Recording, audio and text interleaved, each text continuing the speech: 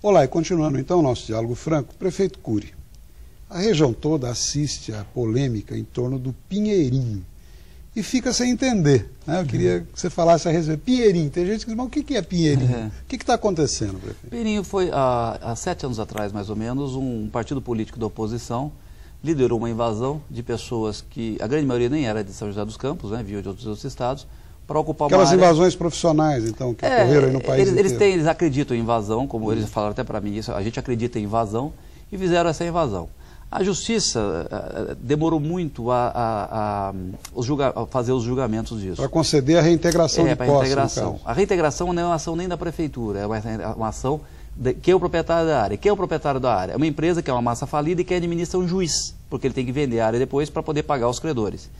Esse juiz, esse processo foi muito lento, né? Embora tivesse decisões favoráveis, sempre os invasores conseguiam postergar essa decisão.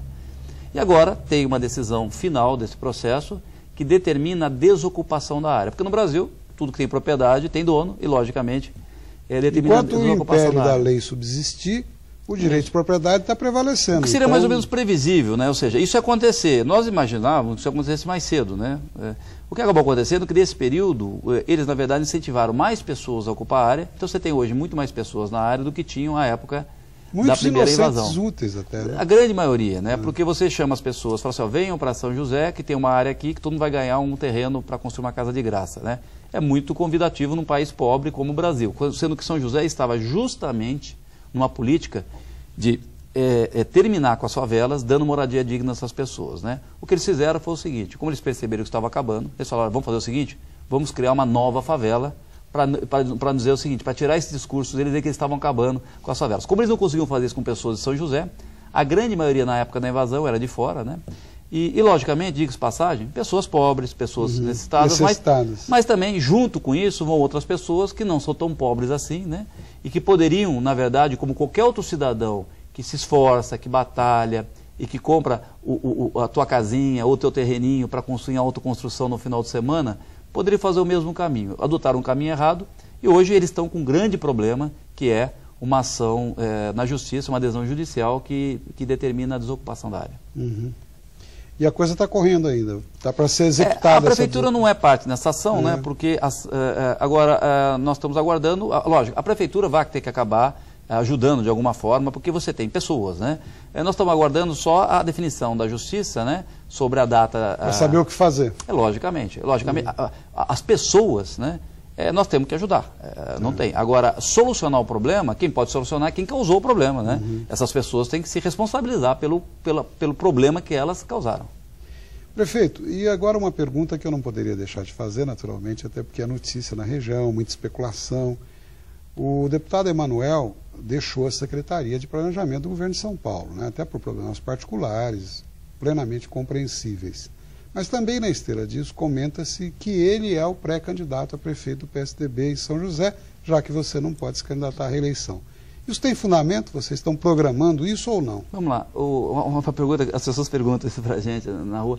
O Emanuel, assim que terminou a minha campanha, ele veio a público, né, e falou para a imprensa, você não serei candidato, nós defendemos que tenha um candidato novo, da mesma forma que eu cedi que temos um candidato novo. Foi o próprio Emanuel, que é o nosso líder, é a pessoa com quem eu grande admiro, meu amigo particular, disse. Houve uma coincidência, o Emanuel realmente licenciou, pediu demissão da secretaria, por quê? Para acompanhar um tratamento da sua esposa, um tratamento que ela está fazendo, e ele quis ficar mais próximo, então ele pediu demissão da secretaria e assumiu o mandato como deputado.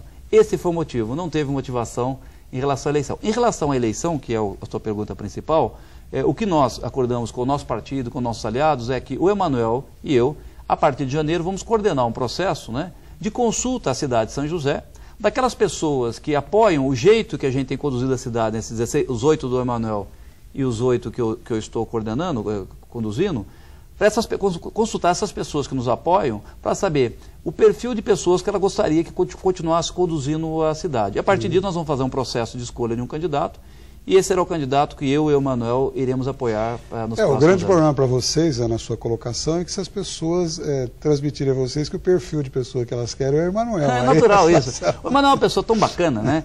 Que é natural isso. As pessoas falam, puxa vida, O Eduardo não pode ser, mas o Emanuel pode ser, né? Por que ele não... Legalmente ele pode ser. Legalmente ele pode ser. Por que não seria, né? Então, é natural que isso ocorra. E eu e o Emanuel interpretamos isso como um elogio à figura dele, né? Como o futuro a Deus pertence, vamos esperar o que vai acontecer. Mas os projetos não podem, na vida da gente, não podem ser calcados em cima somente de pessoas. Tem que ser em cima de ideias. O Emanuel nos ensinou isso e ele está dando um grande exemplo agora também. Muito bem, é isso mesmo. Qual a importância, prefeito, da criação da região metropolitana? É outro item aí que todo mundo discute, mas a opinião pública no geral não está tão bem informada. Na visão do prefeito de São José dos Campos, Eduardo Cury, a criação da região, essa iniciativa aí do governador agora, a proposta a gente sabe que foi lá de trás, mas agora o governador tocou para frente isso, como se diz na gíria. Qual a importância da criação? Olha, ela tem uma grande importância. Por quê? Porque a partir dela, né, veja bem, ela não é a panaceia, ou seja, a região metropolitana não é você fazer uma lei que vai resolver todos os problemas. Não é varinha de exatamente, com nada na vida da gente. Mágica. Agora, ela permite que você possa planejar o vale de uma forma integrada. Né? Hoje, nós dependemos de boas ideias de cada prefeitura ou de cada cidade, que às vezes são conflitantes. Né? Às vezes você tem duas boas ideias, mas elas são conflitantes. Por exemplo, você vai fazer uma ação no Rio Paraíba. Né? Não adianta uma cidade cuidar da despoluição do Rio Paraíba. O Rio Paraíba circula, e na grande maioria delas, à exceção das cidades da Mantiqueira e do litoral. Então você começa a poder fazer um planejamento do vale, integrado. Né? Embora o vale tenha 3 ou 4 regiões com características econômicas distintas. Nós temos o eixo da Dutra, que é fortemente industrial, com uma forte atividade econômica. Você tem a Serra da Mantiqueira, que é mais turística, o litoral, que é turístico agora, o petróleo, né, óleo e gás, e você tem o Vale Histórico, né, que tem uma característica com uma economia um pouco mais diferenciada. Inclusive agropastoril ainda, né? Ainda agropastoril, né, eucaliptos e tal. O que a gente precisa é ter um planejamento de forma que todas as cidades entendam para onde nós vamos. A região metropolitana permite isso, que a gente faça de forma integrada. Então você acha positivo isso para a região? Eu acho positivo, mas há necessidade da gente ter uma visão de longo prazo. Ou seja, isso vai implicar em sacrifício de todos para a gente ter uma visão de longo prazo. Muito bom. Prefeito, como nós estamos aí no finalmente do bloco e do programa, e a gente já está no mês de dezembro, eu quero deixar os minutos ou segundos finais aí para que você possa transmitir uma mensagem a todos os nossos telespectadores. Quero aproveitar para desejar a você e a família um bom Natal e aos joseenses, né? E um feliz 2012. Por favor, fique à vontade. Não, olha, você falou de região metropolitana, eu falei de futuro do Vale, né? Então nós estamos chegando na virada do ano, aproveitar isso e falar o seguinte, pensar um pouco no futuro, né? Nas pessoas e desejar a todos aí um bom 2012, um Feliz Natal. E a você, Marcondes, obrigado pela companheirismo, pela oportunidade e que 2012 o seu programa continue dessa forma, debatendo o Vale, debatendo as questões que importam para o cidadão. Muito obrigado, prefeito. É uma satisfação para a gente recebê-lo aqui.